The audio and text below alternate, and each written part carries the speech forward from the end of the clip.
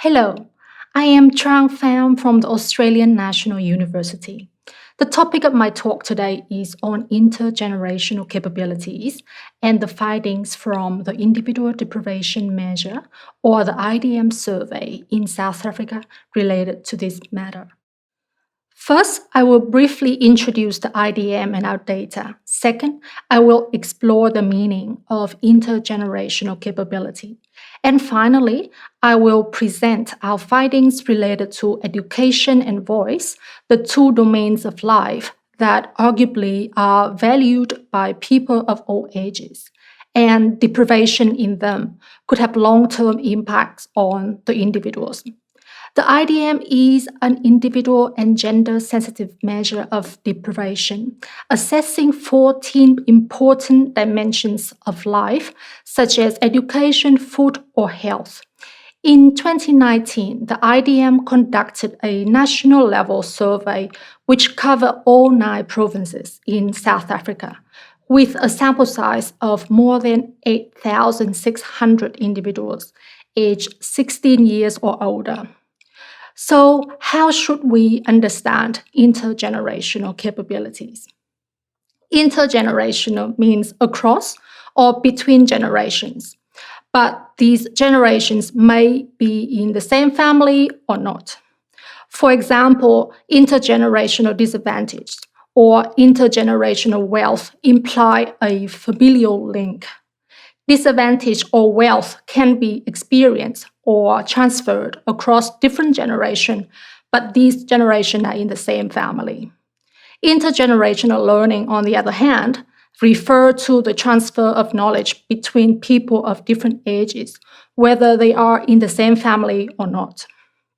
However, intergenerational justice engages in the debate about the distribution of advantages and disadvantages across different generations, and these generations are without any familial link. Given the mixed connotation associated with intergenerational, there is room for further conceptual exploration of how intergenerational capability should be defined, especially in relation to whether it should have a familial link or not. So far, understanding of intergenerational capability does not require the familial link. In this paper, we refer to intergenerational capabilities without any implication that there being a familial link, but rather referring to different generations. Intergenerational capabilities are defined as opportunities or freedoms that are valued across different generations and age groups. In terms of these intergenerational capabilities, at different times in our lives, some capabilities are more important than others. For example, for someone of childbearing age, the opportunity to choose whether and when to have children is more relevant than it is for someone who has passed this age. However, arguably, some capabilities are important and valued across all age groups and throughout one's life, such as the ability to read and write, to learn new things, or the opportunity to participate in public discussion and influence decisions that affect one's life.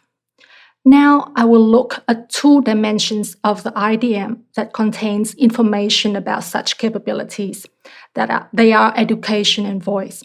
I will highlight how the differences in capabilities across age groups either reflect past injustices or current disparities that may have long-term consequences in the future. The first dimension is education. In the IDM, education dimension is constructed from 2 themes. First, education level, and second, functional literacy and numeracy. Using geometric aggregation, we combined the scores of Theme 1 and Theme 2 together, normalized and assigned individuals into 4 categories of deprivation. As we can see from this South African data, a majority of the older age group, those over 65 years old, is in the most deprived category.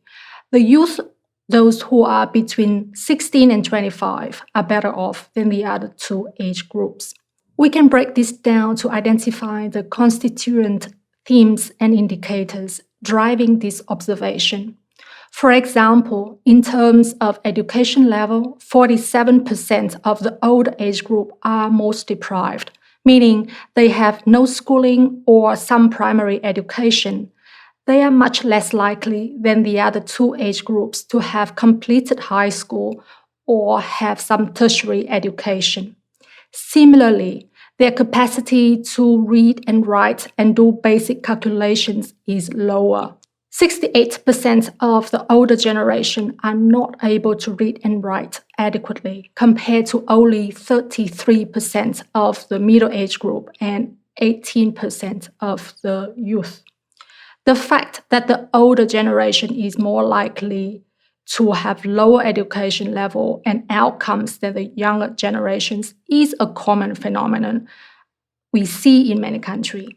The collective focus on human development and the provision of mandatory and universal primary education as well as economic growth have improved education opportunities for younger generations.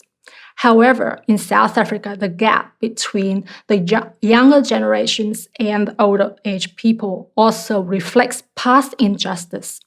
This is the result of racially based apartheid-era education policies exemplified in the Bantu Education Act of 1953, which sanctioned racial segregation and discrimination against non-whites in the country.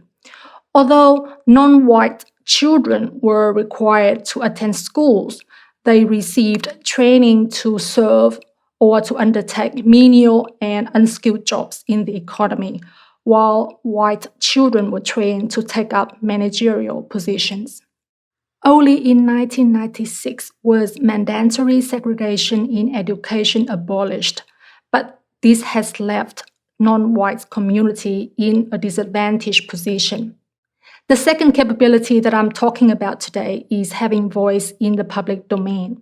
For this capability, we look at two aspects: voting in the last election and participation in local decision-making. Regarding voting, 63% of the youth did not vote in the last election or voted, but were unable to freely choose who to vote for, compared to 17% of those aged 65 or older and 34% of the middle age group. Regarding participation in local decision-making, 77% of the youth reported that they did not participate because they were either too busy or felt that they were excluded from the process. The proportion of the middle age group and the older age group who did not participate was only around 53%. The relatively low engagement of the youth in public voice is problematic because policies and decisions made today will have an impact on their life later on. There is also a question whether low engagement in voice is permanent or temporary. That is, whether in the future the current youth generation will remain disengaged in public decision-making or not. The two domains in today's presentation raises a few points for discussing and exploring deprivation over time. Education is past-oriented and voice in the public domain is future-oriented. This raises an important observation on intergenerational capability, that current inequality often results from past injustice or can be an ingredient for future injustice. We need to consider what can be done to rectify the missed opportunities that older generation experienced due to their limited education opportunities throughout their life, and how to avoid or minimize future disadvantage for the youth by decisions taken now. All these questions highlight the importance of adopting an intergenerational lens when looking at current disparities.